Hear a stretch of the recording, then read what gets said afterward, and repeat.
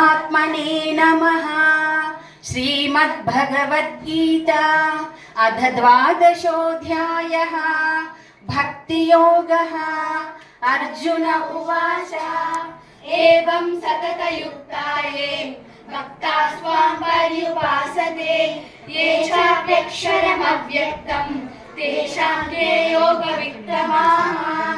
श्रीभगवानुवाच मय्यावेशमनो ये मां नित्ययुक्ता उपासते श्रद्धया परयोपेताः ते मे युक्ततमा मताः।